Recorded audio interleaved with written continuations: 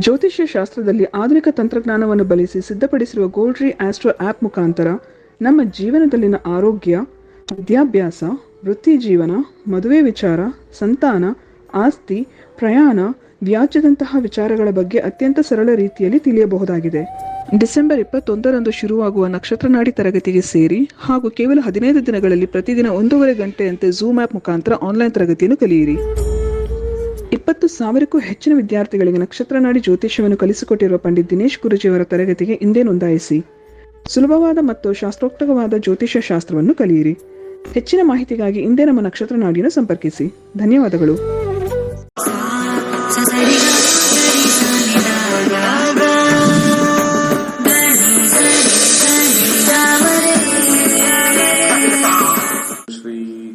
ನಮಃ ಹರಿ ಓಂ ಓಂ ದ್ರಾಂ ದ್ರೀಂ ದ್ರೌಂ ಸಹ ಶುಕ್ರಾಯ ನಮಃ ಜ್ಞಾನಾನಂದಮಯಂ ದೇವಂ ನಿರ್ಮಲ ಸ್ಫಟಿಕಾಸ್ಪತಿ ಮಾದಾರಾಂ ಸರ್ವವಿದ್ಯಾನಾಂ ಹಯಗ್ರೀವಂ ಉಪಾಸ್ಮಹೇ. ಓಂ ನಮೋ ಭಗವತೆ ವಾಸುದೇವಾಯ. ಓಂ ನಮೋ ನಾರಾಯಣಾಯ. ನಮಸ್ಕಾರ, ವೆಲ್ಕಮ್ ಟು ನಕ್ಷತ್ರನಾಡಿ. ಈ ಒಂದು ಕೊನೆಯ ಒಂದು ಇಯರ್ ಅಂತ ಹೇಳ್ಬೋದು 2024, ಹಾಗೆ ಮುಂದೆ 2025, ಮೋಸ್ಟ್ಲಿ ನೆಕ್ಸ್ಟು ಫೆಬ್ರವರಿಲಿ ಅಥವಾ ಮಾರ್ಚಲ್ಲಿ ಕ್ಲಾಸ್ ಫೈನಲ್ ಅಂದಿರ್ಬೋದು ನೆಕ್ಸ್ಟ್ ಬ್ಯಾಚು. ಬಟ್ ಈ ವರ್ಷದ 105th ಬ್ಯಾಚ್, 105ನೇ ಬ್ಯಾಚು ಇದೇ 21 ಡಿಸೆಂಬರ್ಗೆ ಇರ್ತಕ್ಕಂಥದ್ದು. ಬೆಳಿಗ್ಗೆ 11 ಗಂಟೆಗೆ ಒಂದು ಕ್ಲಾಸ್ ಇರುತ್ತೆ, ಅದನ್ನು ಆಯ್ಕೆ ಮಾಡ್ಕೋಬೋದು. ಅಥವಾ ಸಂಜೆ 7:30ಗೆ ಒಂದು ಕ್ಲಾಸ್ ಇರುತ್ತೆ. ಕರೆಗಳನ್ನ ತಗೊಂಡೋಗೋಣ. ನಮಸ್ಕಾರ. ನಮಸ್ತೆ ಗುರುಜಿ. ನಮಸ್ಕಾರ, ಮಾತಾಡಿ, ಹೇಳಿ. ಬೇಗ ಮಾತಾಡಬೇಕು, ಟೈಮ್ ಇಲ್ಲ. ಗುರುಜಿ, ಅದೇ ನಿಮ್ ಪ್ರೋಗ್ರಾಮ್ ಎಲ್ಲ ನೋಡ್ತಾ ಇದೀನಿ. ನೆಕ್ಸ್ಟ್ ಒಂದು ಬ್ಯಾಚ್ ಇದೆಯಲ್ಲ ನಿಮ್ದು 105ನೇ ಬ್ಯಾಚ್, ಅದಕ್ಕೆ ಸೇರ್ಕೊಳ್ತಾ ಇದೀನಿ. ಬನ್ನಿ ಸರ್, ವೆಲ್ಕಮ್. ತುಂಬಾ ಇಂಟ್ರೆಸ್ಟಿಂಗ್ ಇದೆ ಸಬ್ಜೆಕ್ಟ್, ಅದಕ್ಕೋಸ್ಕರ ನಾನು ಸೇರ್ಕೊಳ್ಳೋಣ ಅಂತ ಇದೀನಿ. ಧೈರ್ಯವಾಗಿರಿ, ಚೆನ್ನಾಗಿ ಹೇಳ್ಕೊಡ್ತೀನಿ, ಟೆನ್ಷನ್ನೇ ತಗೋಬಿಡಿ. ಓಕೆ. ಅದೇ ನಮ್ ತಾಯಿದು ಒಂದು ಆರೋಗ್ಯದ ಬಗ್ಗೆ ಕೇಳಬೇಕಿತ್ತು ಗುರುಜಿ. ಪ್ರಶ್ನಾಶಾಸ್ತ್ರಕ್ಕೆ ಹೋಗ್ಲಾ? ಗುರುಜಿ. 1ರಿಂದ 249 ಒಂದು ಸಂಖ್ಯೆ ಹೇಳಿ. 1ರಿಂದ 249 ಒಳಗಡೆ ಒಂದು ಸಂಖ್ಯೆ ಹೇಳಿ. ಹಲೋ, ನಂಬರ್ ಹೇಳಿ ಸರ್. 1 to 249. ಬೇಗ, ತುಂಬಾ ಲೇಟ್ ಮಾಡ್ತಾ ಇದ್ದೀರಾ. 95 ಗುರುಜಿ. 95. ಸ್ವಲ್ಪ ಇಲ್ಲಿ ಕಾನ್ಸಂಟ್ರೇಟ್ ಮಾಡಿ, ಬೇರೆ ಕಾಲ್ಸ್ಗಳು ಬರ್ತಾ ಇರುತ್ತೆ. ಹೆಲ್ತ್ ಬಗ್ಗೆ ಹಾಕಿದ್ದೀನಿ. 6ನೇ ಮನೆ ನೋಡ್ತೀವಿ, ಅದ್ರ ಜೊತೆಗೆ 4ನೇ ಮನೆ ನೋಡ್ತೀವಿ, 1ನೇ ಮನೆ ನೋಡ್ತೀವಿ. ಕಸ್ಪಲ್ ಅಂತ ಬರುತ್ತೆ, ಕಸ್ಪಲ್ ನೋಡೋಣ. 6ನೇ ಮನೆ ಹೆಲ್ತ್ ಅಂತ ನಾವು ನೋಡಿದಾಗ ಹೆಲ್ತ್ ಅಂತ ಹಾಕೊಳ್ತೀವಿ. ಇಲ್ಲಿ ಹೆಲ್ತ್ ಅಲ್ಲಿ ಏನು ಪ್ರಾಬ್ಲಮ್ ಆಗಿದೆ ಅಂತಂದ್ರೆ, ಫ್ರೂಟ್ ಅಲ್ಲಿ ರಾಹು ರೆಟ್ರೋಗ್ರೇಡ್ ಬಂದು 8, 10ನೇ ಮನೆ ಇಂಪ್ಯಾಕ್ಟ್ ಆಗಿದೆ. ಬಟ್ 7ನೇ ಮನೆ ಆಕ್ಚುಲಿ ಅಷ್ಟೊಂದು ಪ್ರಾಬ್ಲಮ್ ಸಮಸ್ಯೆ ಮಾಡಲ್ಲ. ಆದ್ರೆ ದೀರ್ಘ ಕಾಲದ ಕಾಯಿಲೆ, ಲಾಂಗ್ ಟರ್ಮ್ ಕಾಯಿಲೆ ಸಾಧಾರಣವಾಗಿರ್ತಕ್ಕಂಥದ್ದು ಹೋಗಲ್ಲ. ಇದೇನಿರುತ್ತೆ, ಇದು ರೆಡ್ ಬಂದ್ಬಿಟ್ರೆ ಇಲ್ಲಿ ಹೋಗೋದಿಲ್ಲ. ಇದು ಹಂಗೆ ಪರ್ಮನೆಂಟ್ ಆಗಿ ಒಂಥರ ಗೋಂದು ತರ ಅಂಟ್ಕೊಂಡಿರುತ್ತೆ. ಸೊ ಯಾವುದಕ್ಕೆ, ಚಂದ್ರನಿಗೆ ಸ್ವಲ್ಪ ದಾನ ಮಾಡಬೇಕು. ಅಕ್ಕಿ ದಾನ ಮಾಡಿ, ಡೆಫಿನೆಟ್ಲಿ ಸ್ವಲ್ಪ ಕಮ್ಮಿ ಆಗುತ್ತೆ. ಶನಿ 7ನೇ ಮನೆ ಬಹಳ ಒಳ್ಳೆಯದು, ಯಾಕೆಂದ್ರೆ 8ನೇ ಮನೆಗೆ ಹಿಂದಿನ ಮನೆ 7 ನಿಮಗೆ ಅನುಕೂಲಕರವಾಗಿರ್ತಕ್ಕಂಥದ್ದು. 8 ಮುಖದ ರುದ್ರಾಕ್ಷಿ ಮತ್ತೆ ಒಂದು ಅಮೆಥಿಸ್ಟ್, ಇವೆರಡನ್ನೂ ಹಾಕಿ ಖಂಡಿತ ಒಳ್ಳೇದಾಗುತ್ತೆ. ಮುಂದಿನ ಕರೆಗೋಣ. ನಮಸ್ಕಾರ.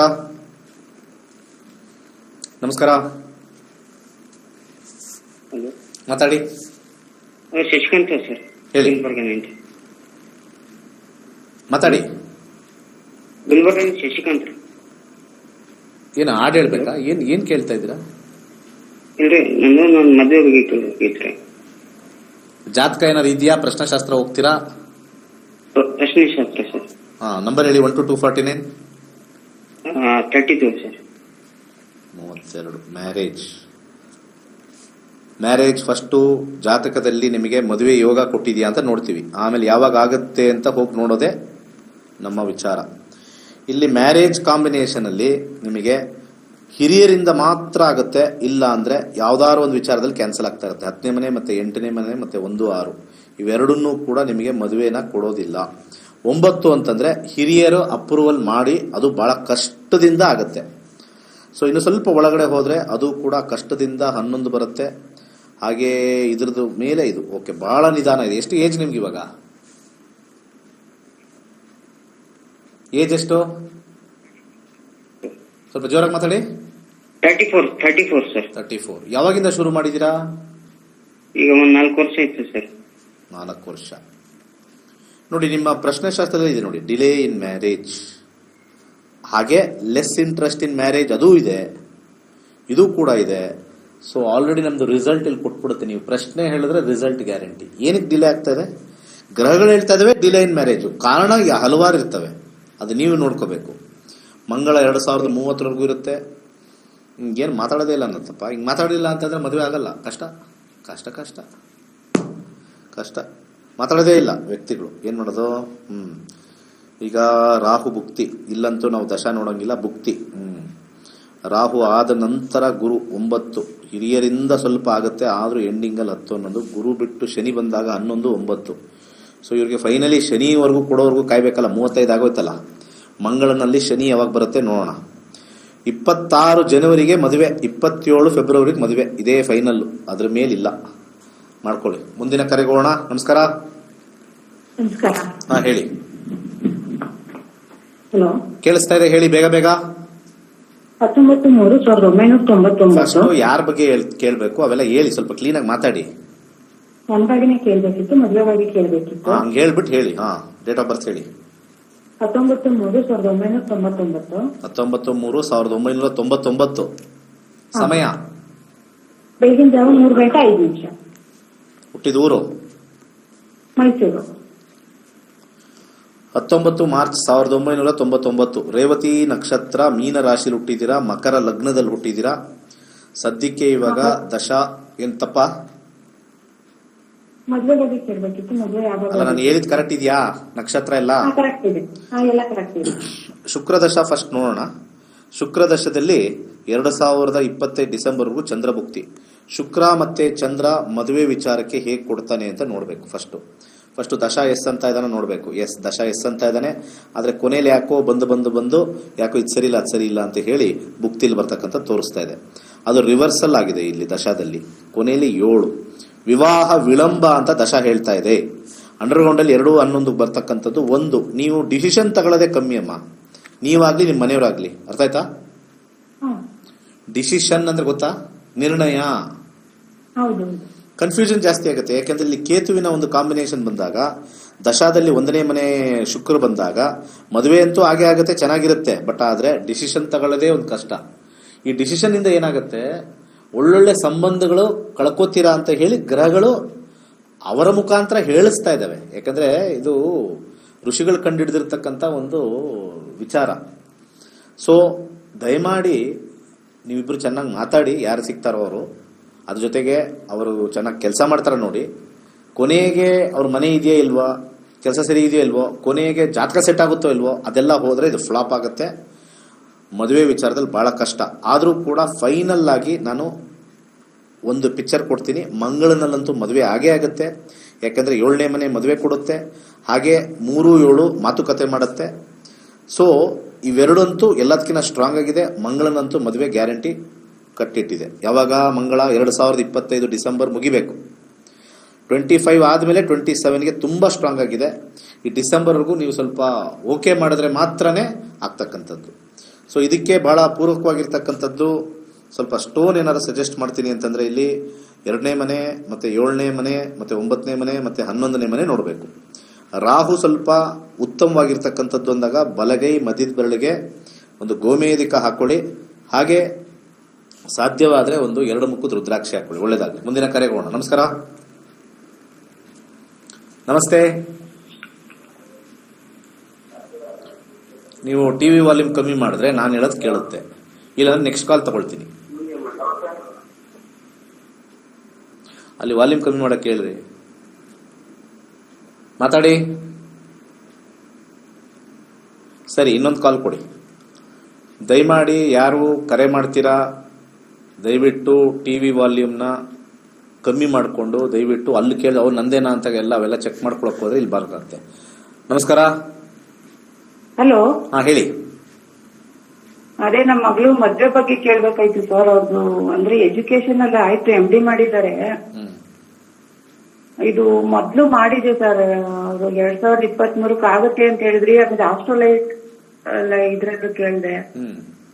ಅಂದ್ರೆ ಅವರು ಹುಡುಗ ಯಾರೋ ಕೇಳಿದ್ರು, ಅದ್ ಬೇಡ ಅಂತ ಹೇಳಿದ್ರಿ. ನವೆಂಬರ್ 25th ಆಗುತ್ತೆ ಅಂತ. ಅವ್ರಿನ್ನೂ ಏನು ಓಕೆ ಮಾಡ್ತಾನೆ ಇಲ್ಲ ನಮ್ಮ ಮಗಳು.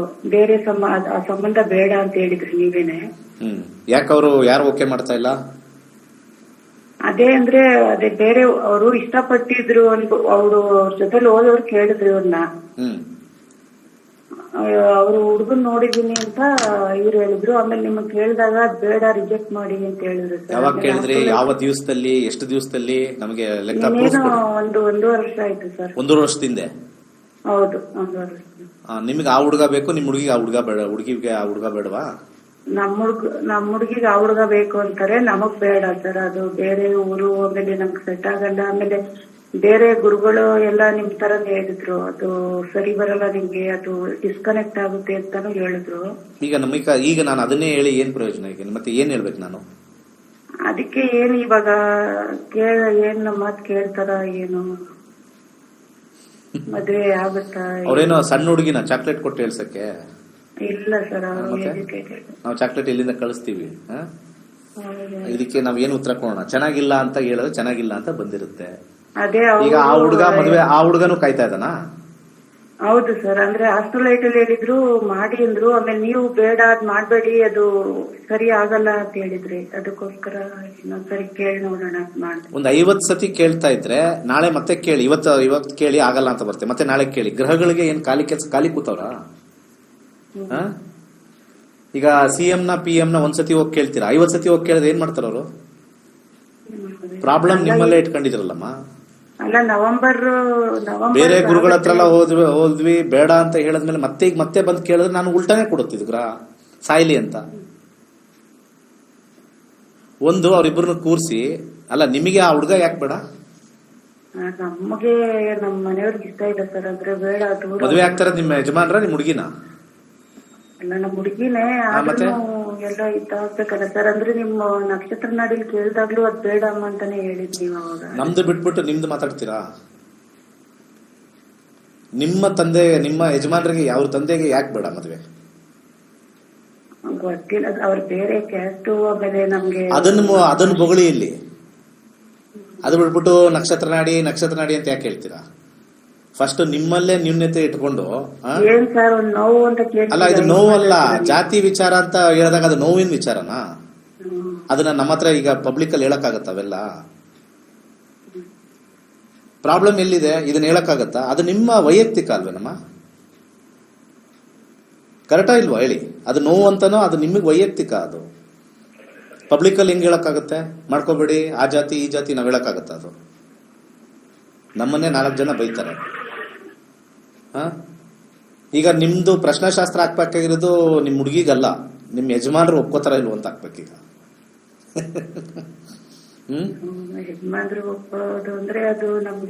ಹೌದು, ನೀವು ಬೇರೆ ಕಡೆ ಹುಡುಕಿ ಮಾಡೋದು ಚೆನ್ನಾಗಿ, ಈಗ ಚೆನ್ನಾಗಿ ಬಂದಿದೆಯೋ ಇಲ್ವೋ ಅದು ಬೇರೆ, ಅದು ಗಲಾಟೆ ಆಗತ್ತೋ ಅಂತ ಏನೋ ಮಾಡಿದೀವಿ. ಅಂದ್ರೆ ಅದು ರಿಜೆಕ್ಟ್ ಆಗುತ್ತೆ ಅಂತಾನೆ ಹೌದು, ಪ್ರಶ್ನಾಶಾಸ್ತ್ರ ಆಗ್ತಾಗ ರಿಜೆಕ್ಟ್ ಆಗುತ್ತೆ ಅಂತಂದಾಗ ಅದು ಅದೇ ಆನ್ಸರ್ ಇವತ್ತು ಹೇಳ್ತಾ ಇದ್ರು. 1.5 ವರ್ಷ ಆದ್ಮೇಲೆ ನಮ್ಮ ಯಜಮಾನ್ರು ಒಪ್ತಾ ಇಲ್ಲ ಅಂತ. ನೀವು ನಿಮ್ಮ ಮಗಳ ಆಸೆ ಮತ್ತೆ ನಿಮ್ಮ ಗಂಡನ ಒಂದು ಆಸೆ ಇಲ್ಲದೆ ಇರ್ತಾ ಮಧ್ಯದಲ್ಲಿ ಕೂತಿದ್ದೀರಾ. ನಮ್ಮನ್ನ ಬ್ಲೇಮ್ ಮಾಡೋಣ, ನಾವೇನ್ ಮಾಡೋಣ? ನಮ್ಮನ್ನ ದೂಷಿಸ್ತಾರೆ, ನಾವೇನ್ ಮಾಡೋಣ? ಬ್ಲೇಮ್ ಮಾಡ್ಲಿಲ್ಲ ಸರ್, ಅದು ನಡೀತಿರೋದೇ ನೀವು ಹೇಳ್ತಿರೋದು. ನಾವು ಅದಕ್ಕೋಸ್ಕರನೇ ಬಂದ್ರ ದಾರಿಗೆ ಯಾಕೆ ಅಷ್ಟೊಂದು ವರ್ಷ ಬಿಟ್ಟು ಕಾಲಿಗೆ ವೇಟ್ ಮಾಡಿ ಕಾಲ್ ಮಾಡ್ತೀರಾ? ಗೊತ್ತಲ್ವಾ? ಒಂದ್ಸಾರಿ ಮೀಟ್ ಮಾಡ್ಬೇಕು ಅನ್ಕೊಂಡೆ ಇದ್ದೆ ಸ್ವಲ್ಪ ದಿನ. ಅದನ್ನಾರು ಮಾಡಿದ್ರೆ ಏನಾರು ದಾರಿ ತೋರಿಸ್ಬೋದಪ್ಪ. 3 ಜನನು ಬಂದ್ರೆ ಕನ್ಸಲ್ಟೇಷನ್ ನೀವು ಕಲಿಯಕ್ಕೆ ಇಂಟ್ರೆಸ್ಟ್ ಇಲ್ಲ ಅಂದ್ರೆ 3 ಜನನು ಕನ್ಸಲ್ಟೇಷನ್ ಆಗಿ ತಗೊಂಡ್ ಬಂದ್ರೆ ಒಂದು ಗೈಡ್ ಮಾಡಬಹುದು. ನಿಮ್ಮ ಯಜಮಾನರು, ನೀವು, ನಿಮ್ಮ ಮಗಳು. ಅವಳಿಗೆ ಏನೇನು ರೂಲ್ಸ್ ಇದೆ ಅದು ಗೊತ್ತಿಲ್ಲ. ಜಾತಿ ವಿಚಾರ ನಾನು ಮಾತಾಡಕ್ಕಾಗಲ್ಲ. ಜಾತಿ ವಿಚಾರ ನಿಮ್ಮ ಮನೇಲಿಟ್ಕೊಂಡು ಆದ್ರೆ ಒಳ್ಳೇದ ಆಗದೆ ಒಳ್ಳೇದ ಅದಕ್ಕೆ ಏನೇನು ಮಾಡ್ಬೋದು ಪರಿಹಾರ ಅದನ್ನ ನೋಡ್ಕೊಳ್ಬಹುದು ಅಷ್ಟೇ. ಈ ಪ್ರಶ್ನಾಶಾಸ್ತ್ರ ಹಾಕಿ ಏನಾಗಿದೆ, ಒಂದ್ಸತಿ ಹಾಕಿದ್ಮೇಲೆ ಇದಾಗಿದೆ ಅಷ್ಟೇ, ಏನು ನಾವು ಮಾಡೋಕ್ಕಾಗಲ್ಲ. ಮುಂದಿನ ಕರೆಗೆ ಹೋಗೋಣ. ಸೊ ನೀವು ಆಸ್ಟ್ರೋಲೈಟ್ ಕೇಳಿದ್ರು ಅಷ್ಟೇ, ನಮ್ಮ ಹತ್ರ ಕೇಳಿದ್ರು ಅಷ್ಟೇ, ನೀವು 10 ಸತಿ ಕೇಳಿದ್ರು ಅಷ್ಟೇನೆ. 10 ಸತಿ ನೀವು ಕೇಳ್ತಾ ಹೋಗ್ತಾ ಇದ್ರೆ ಜೀವನದಲ್ಲಿ ಬೇರೆ ಬೇರೆನೆ ಬರುತ್ತೆ. ಯಾಕೆ ಅಂದ್ರೆ ಒಂದ್ ಸತಿ ಫಲ ಅಂತ ನಾವು ಹೇಳಾದ್ಮೇಲೆ ಸರಿ ಇಲ್ಲ ಅಂದ್ಮೇಲೆ ಅದು ಬದಲಾಯಿಸಕ್ಕೆ ನಿಮ್ ಮನಸ್ಸು ಹೇಳ್ತಾ ಇದೆ ಅಂತಂದ್ರೆ ಗ್ರಹಗತಿಗಳು ಓಕೆ ಇವರು ಸ್ವಲ್ಪ ಹಾಗೆ ಆಗ್ಲಿ ಅಂತ ಕೊಡುತ್ತೆ. ನೋಡಿ, 1.5 ವರ್ಷದಿಂದ ಹೇಳಿರೋದು ಇವಾಗ ಮತ್ತೆ ಅದೇನೇ ಪ್ರಶ್ನೆ ಕೇಳ್ತಾ ಇದ್ರೆ ಇನ್ನ ಮದುವೆ ಯಾವಾಗ ಆಗುತ್ತೆ? ಆ ಹುಡುಗಿ ಬಿಡಲ್ಲ, ಅವ್ರ ತಂದೆ ಅವರು ಬಿಡಲ್ಲ. ಈಗ ಜಾತಿ ವಿಚಾರ ಬಂದ್ರೆ ಏನ್ ಮಾಡೋಕ್ಕಾಗತ್ತೆ, ನಾವು ಏನು ಮಾಡೋಕ್ಕಾಗಲ್ಲ, ಅದು ವೈಯಕ್ತಿಕ ಅವ್ರದ್ದು. ಅದಕ್ಕೆ ನಾನು ಪ್ರೆಸ್ ಮಾಡಕ್ ಕೇಳಿದೆ, ಅದು ಬರೀ ಜಾತಕದ ಮೇಲಲ್ಲ, ಅಲ್ಲಿ ಬೇರೆ ಏನೋ ಇರುತ್ತೆ, ಅಲ್ಲಿ ಬೇರೆ ಏನೋ ಇರುತ್ತೆ ಅವ್ರಿಗೆ. ಹಾಗೆ ಅದು ಲವ್ ಅಂತ ಬಂದಿರುತ್ತೆ, ಲವ್ ಮ್ಯಾರೇಜ್ ಅಷ್ಟೇ, ಇದೆಲ್ಲ ಏನಿಲ್ಲ. ಅದನ್ನ ಹೇಳ್ಕೊಳ್ಳೋದು ಇಲ್ಲ ಅವರು, ನಮ್ಮ ಹುಡುಗಿ ಲವ್ ಮಾಡಿದ್ದಾರೆ ಅಂತ. ಅದಕ್ಕೆ ಅದು ಹೇಳ್ಕೊಳ್ಳೋದು ಕಷ್ಟ, ಏನ್ ಮಾಡೋಕ್ಕಾಗತ್ತೆ. ಅವ್ರದ್ದೇನು ಫೋಟೋ ಬಂತ, ಈಗ ಊರು ಬಂತ, ಏನಿಲ್ಲ, ಹೇಳ್ಕೊಳಕ್ ಕಷ್ಟ. ನಮಸ್ಕಾರ. ನಮಸ್ಕಾರ, ಮಾತಾಡಿ.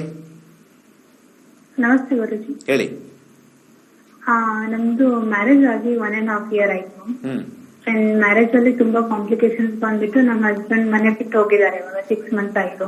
ಓಕೆ, ಪ್ರಶ್ನಾಶಾಸ್ತ್ರ ಆಗ್ತೀನಿ. 1 to 249 ನಂಬರ್ ಹೇಳಿ. 1 to 249 ಇಬ್ಬರದು ನೋಡಕ್ ಸ್ವಲ್ಪ ಬದಲು ಪ್ರಶ್ನಾಶಾಸ್ತ್ರ ಕರೆಕ್ಟ್ ಆಗಿ ಹೇಳ್ಬಿಡುತ್ತೆ. ನಂಬರ್ ಹೇಳಿ. 1 to 249. 38. ಮ್ಯಾರೇಜ್ ರಿಲೇಶನ್ಶಿಪ್ ಹೇಗೆ ಮುಂದುವರಿಯುತ್ತೆ ನೋಡೋಣ. ಕಸ್ಪಲಲ್ಲಿ ಫಸ್ಟ್ ನೋಡೋಣ 7ನೇ ಮನೆ ಏನ್ ಹೇಳುತ್ತೆ ಅಂತ. 7th ಕಸ್ಪು ಮ್ಯಾರೇಜ್ ನೋಡಿ. Delay in marriage, less interest in marriage ಅಂತ ತೋರಿಸ್ತಾ ಇದೆ. ಫಸ್ಟ್ ಮದುವೆ ಆಗೋಗಿದೆಯಲ್ವಾ, ಸೊ ಮದುವೆ ಆದ್ಮೇಲೆ ಲೆಸ್ ಇಂಟ್ರೆಸ್ಟ್ ಇನ್ ಮ್ಯಾರೇಜ್ ಅಂತ ತೋರಿಸಿದೆ. ಓಕೆ, ಅವರು ಮೋರ್ ಫೋಕಸ್ ಆನ್ ಕರಿಯರ್ ಇರ್ತಾರೆ. ಕರಿಯರ್ ದುಡಿಮೆ ಅದಿರುತ್ತೆ. ಮತ್ತೆ ಹಿರಿಯರ ಇನ್ವಾಲ್ವ್ಮೆಂಟ್ ಇದ್ರೊಳಗಡೆ ಇದೆ, ಅಂದ್ರೆ ದೊಡ್ಡವ್ರದ್ದು ಇನ್ವಾಲ್ವ್ಮೆಂಟ್ ಇದ್ರೊಳಗಡೆ ಇದೆ. ಆದ್ರೆ ಡಿವೋರ್ಸ್ ಆಗೋದಕ್ಕೆ ಹೋಗಲ್ಲ. ಅರ್ಥ ಆಯ್ತಾ? ಡಿವೋರ್ಸ್ ಅಂತೂ ಆಗಲ್ಲ. ಇದು ಈಗೋ ಕ್ಲಾಶಸ್ ಅಂತ ಕರಿತೀವಿ. ಒಬ್ಬರೊಬ್ಬರಿಗೆ ನಾನು ಅನ್ನೋದು ಬಂದಿರುತ್ತಲ್ವಾ, ಇದನ್ನ ಸ್ವಲ್ಪ ಕೂತು ಸೋಲ್ಬೇಕು ಮನೆಯಲ್ಲಿ. ಸ್ವಲ್ಪ ಗಂಡ ಹೆಂಡತಿ ಸೋತ್ರ ಆಗುತ್ತೆ ಅಂತ ಇದು ಬರ್ತಾ ಇದೆ ಅಷ್ಟೇ. ಸೊ ಇಲ್ಲಿ ನನ್ನ ಸಜೆಷನ್ನು, ದಶಾ ಏನ್ ಬರ್ತಾ ಇದೆ, ಮಂಗಳ ದಶದಲ್ಲಿ ಪ್ರಶ್ನೆ ತೋರಿಸ್ತಾ ಇದೆ. ಇದರಲ್ಲಿ ಮ್ಯಾರೇಜ್ ಹಾಕಿ ನೋಡ್ತೀನಿ. ಮ್ಯಾರೇಜಲ್ಲೂ ಅದೇನೇ ಕಾಂಬಿನೇಷನ್, ಸೇಮ್ ಅದೇ ಗ್ರಹನೇ 10 ಈಗೋ ತೋರಿಸ್ತಾ ಇದೆ. ಇದು ಈಗೋ 2030 ಹೋಗಲ್ಲ. ರಾಹು ಬಂದಾಗ ಇನ್ನೂ ಜಾಸ್ತಿನೇ ಆಗುತ್ತೆ ಇದು. ಓಕೆ, ಇನ್ನು ದಶಾ ಇನ್ನೂ ಜಾಸ್ತಿನೇ ತೋರಿಸ್ತಾ ಇದೆ. ಇದು ಕಾಂಪ್ರಮೈಸ್ ಒಂದೇನೆ. ಗ್ರಹಗಳು ಹೇಳ್ತಾ ಇವೆ, ನಾವು ಬಿಡಲ್ಲ ಅವ್ರನ್ನ, ಗಲಾಟೆ ಮಾಡಿಸ್ತೀವಿ, ಬಿಡಲ್ಲ ಅವ್ರನ್ನ. ಏನ್ ಮಾಡ್ಬೇಕು ಇದಕ್ಕೆ? ಹಿಂಗೆ ಇದ್ದಾಗ ಇಬ್ರು ಕೂತ್ ಕಾಂಪ್ರಮೈಸ್ ಮಾಡ್ಕೋಬೇಕು. ಎಲ್ಲರೂ ಬಂದು ಆಗಲ್ಲ, ಗ್ರಹಗಳು ಹಿಂಗೆ ಕೊಡೋದಿಲ್ಲ, ಇವ್ರು ಗಲಾಟೆ ಮಾಡಿಸ್ತೀವಿ, ಇರ್ಲಿ. ಯಾರಾದ್ರೂ ಸೋಲ್ಬೇಕು, ಸೋತ್ರೆ ಗೆಲ್ತೀರ. ಇದು ನೀವು ಇಂಡಿವಿಜುವಲ್ ಗೆಲ್ತೀವಿ ಅಂತಂದ್ರೆ ರಿಲೇಶನ್ಶಿಪ್ ಸೋಲುತ್ತೆ ಅಷ್ಟೇ. ಮುಂದಿನ ಕರೆಗೋಣ. ನಮಸ್ಕಾರ. ಹಲೋ. ನಮಸ್ಕಾರ, ಹೇಳಿ. ನಮಸ್ಕಾರ ಸ್ವಾಮಿ. ಸ್ವಲ್ಪ ನಿಧಾನ. ಆರೋಗ್ಯದ ಬಗ್ಗೆ ಕೇಳಬೇಕಾಗಿತ್ತು. 20/11/2014 ಸರ್. ನಿಮ್ ವಾಯ್ಸ್ ಯಾಕೋ ಸರಿ ಇಲ್ಲಮ್ಮ, ನಿಮ್ ಮೊಬೈಲ್ ವಾಯ್ಸ್ ಸರಿ ಕೇಳಿಸ್ತಾ ಇಲ್ಲ ನನಗೆ. ಸ್ವಲ್ಪ ಗುರುವಾರ 10:30 ಸರ್. ನನಗೆ ಕೇಳಿಸ್ತಾ ಇಲ್ಲ ಅಂತ ಹೇಳ್ತಾ ಇದ್ದೀನಿ, ನೀವು ಸುಮ್ನೆ ಹೇಳ್ತಾ ಇದ್ದೀರಾ. ಇನ್ನೊಂದ್ಸತಿ ಹೇಳಿ, ಸ್ವಲ್ಪ ವಾಲ್ಯೂಮ್ ಕಮ್ಮಿ ಮಾಡಿ ನೋಡಿ. ಹೇಳಿ. ಇದು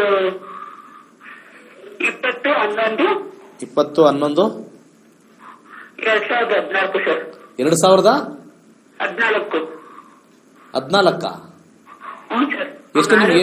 ಎಷ್ಟು ನಿಮ್ಗೆ ಏಜ್? ನಿಮ್ದು ಏಜ್ ಎಷ್ಟು? ಅಲ್ಲಿ ಟಿವಿ ವಾಲ್ಯೂಮ್ ಜಾಸ್ತಿ ಮಾಡಿ, ಅದಕ್ಕೆ ಕೇಳಿಸ್ತಾ ಇಲ್ಲ ನನಗೆ. ನಿಮ್ದು ಟಿವಿ ವಾಲ್ಯೂಮ್ ಜಾಸ್ತಿ ಮಾಡಿದಿರಲ್ಲ, ಅದಕ್ಕೆ ನಂಗೆ ಕೇಳಿಸ್ತಾ ಇಲ್ಲ. ಡಬಲ್ ಕೇಳಿಸ್ತಾ. ಗುರುವಾರ 10:30 ಸರ್.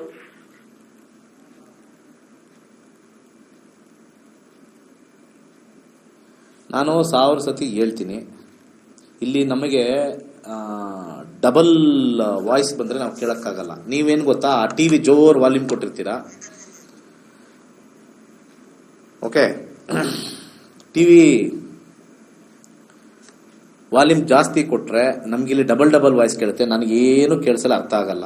ದಯವಿಟ್ಟು ಕರೆ ಮಾಡೋರು ಸ್ವಲ್ಪ ದೂರದಲ್ಲಿ ಬಂದು ಮನೆ ಆಚೆನೋ ರೂಮ್ಗೆ ಹೋಗಿ ಮಾತಾಡಿ, ಕರೆ ಸಿಕ್ಕರೆ. ನೀವು ಟಿವಿ ವಾಲ್ಯೂಮು ನಿಮ್ಮ ವಾಯ್ಸ್ ಮುಖಾಂತರ ನನಗೆ ಡಬಲ್ ಕೇಳಿಸುತ್ತೆ. ನಾನು ಮಾತ್ರ ನನಗೆ ಕೇಳಿಸುತ್ತೆ, ನೀವು ಡಿಲೇ ಬರುತ್ತೆ. ಅಲ್ಲಿ 2 ವಾಯ್ಸಸ್ 2 ಸತಿ ಡಬಲ್ ರಿಪೀಟ್ ಆಗುತ್ತೆ, ಕೇಳಿಸಲ್ಲ, ತುಂಬಾ ಕಷ್ಟ. ಅದಕ್ಕೆ ಹೇಳಿದ್ದು, ಕಾಲ್ ಸಿಗೋದೇ ಕಷ್ಟ ಅಂತೀರಾ. ಸಿಕ್ಕದನ್ನ ಹಾಳು ಮಾಡ್ಕೊಂಡು ನಾವೇನು ಮಾಡೋಕ್ಕಾಗಲ್ಲ.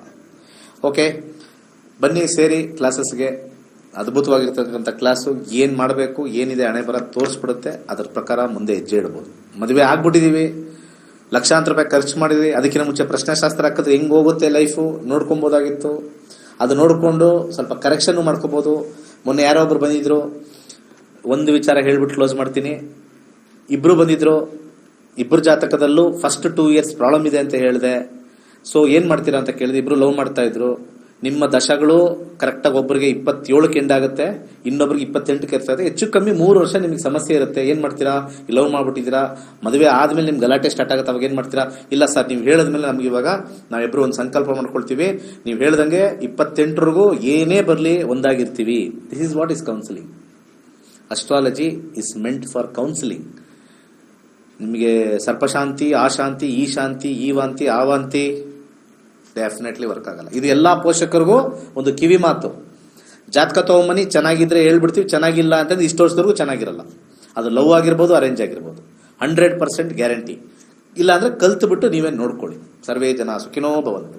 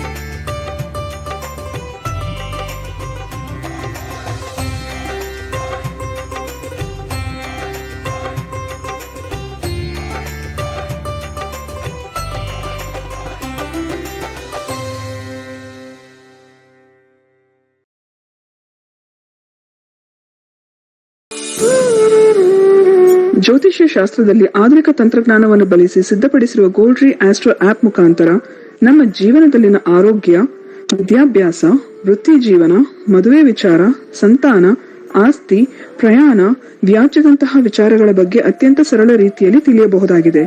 ಡಿಸೆಂಬರ್ 21ರಂದು ಶುರುವಾಗುವ ನಕ್ಷತ್ರನಾಡಿ ತರಗತಿಗೆ ಸೇರಿ ಹಾಗೂ ಕೇವಲ 15 ದಿನಗಳಲ್ಲಿ ಪ್ರತಿದಿನ 1.5 ಗಂಟೆಯಂತೆ ಝೂಮ್ ಆಪ್ ಮುಖಾಂತರ ಆನ್ಲೈನ್ ತರಗತಿಯನ್ನು ಕಲಿಯಿರಿ.